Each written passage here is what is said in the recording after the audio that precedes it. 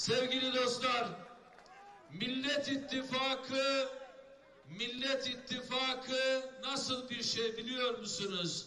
Aynen şu meydanda olduğu gibi herkesi kapsayacak.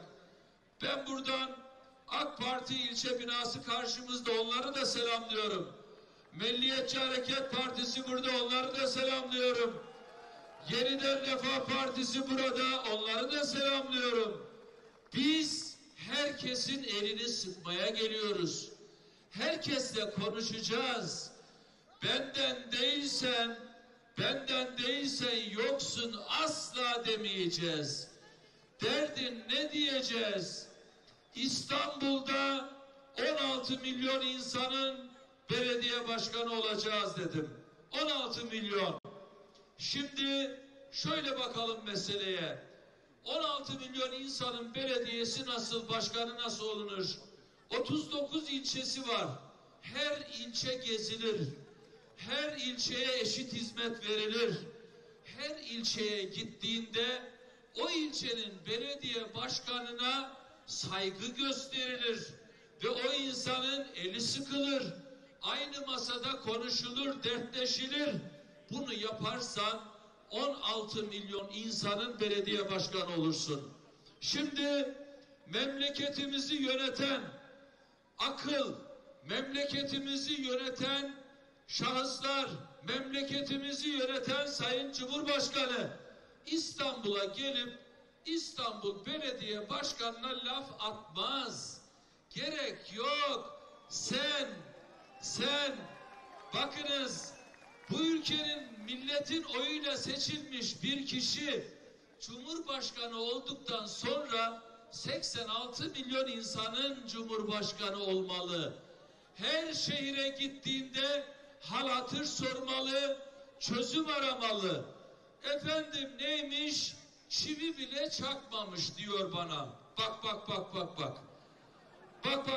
Yani çivi bile çakmamış diyor. Ya bakınız, ben de diyorum ki Allah aşkına bir gün beni davet et, anlatayım. Sorun yok, anlatırım ama bir gün bile yetmez hizmetlerimi anlatmaya. Bir gün.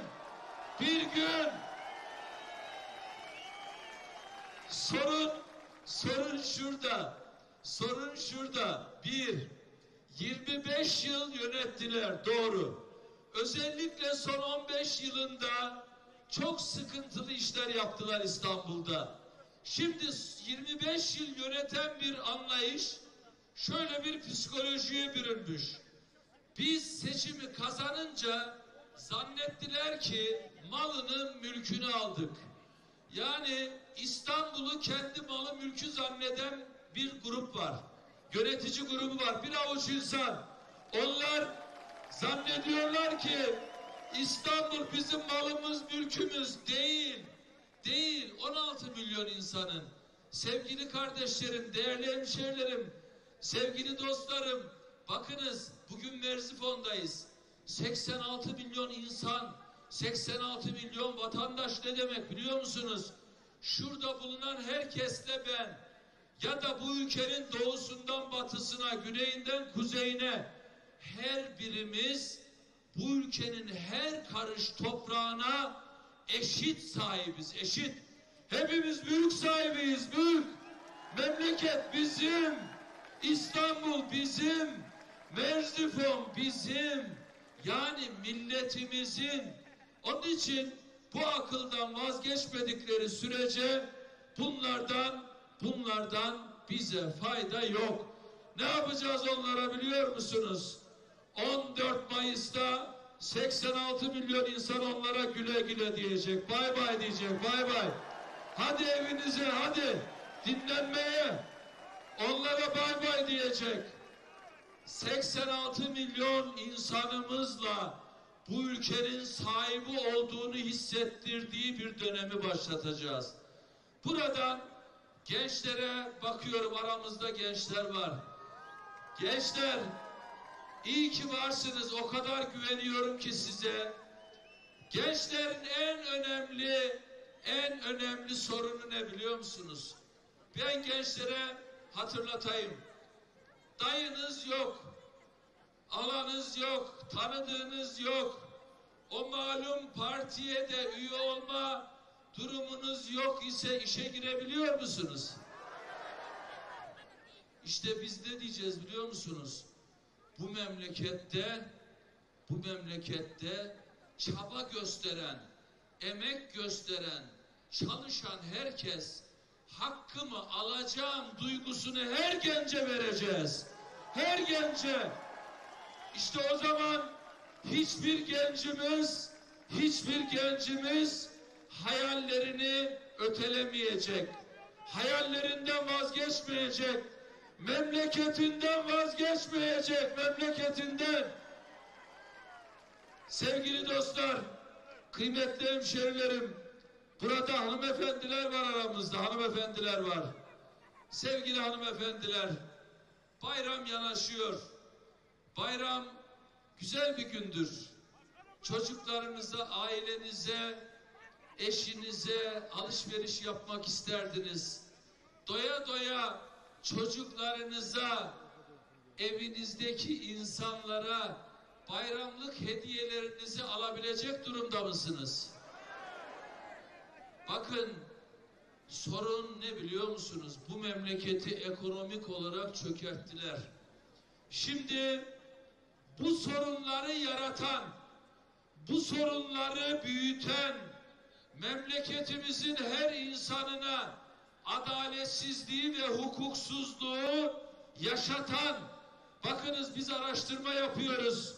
Bu ülkede %80'e yakın insanımız adaletin olmadığına, hak hukuk sisteminin olmadığına dönük yorum yapıyor. Hukuksuzluğu bu ülkenin her noktasına sokan, partizanlığı devletimizin her kurumuna tabiri caizse sokan bu akıl diyor ki ben çözeceğim. Ya Allah aşkına sen sorunların hepsini yarattın. Nasıl çözeceksin? İnanmayın bunlara, inanmayın. İnanacağınız tek şey var. Tek şey var. Milletin ittifakı. Sevgili dostlarım, bizi güçlü yapan nedir biliyor musunuz? Farklılıklarımız. Ne deriz? 86 milyon insanımız farklı renklerden oluşur. Etnik kökeni, yaşam biçimi, inancı, dili, kültürü, yani bu topraklar çok güçlü, çok güzel bir harmandır aslında. Aynı zamanda bu harman, bu güçlü karma yapı bambaşka pırlanta gibi bir millet oluşturmuştur. İşte biz Türkiye Cumhuriyeti Devleti ve Türk milleti olarak milletçe oluşumumuzun zenginliğini biliyoruz. Bugün ortaya gelen Millet İttifakı da zenginliğin ittifakıdır, zenginliğin. Sevgili hemşerilerim, ben bunu en iyi bilen insanların başında geliyorum. Millet İttifakı'nın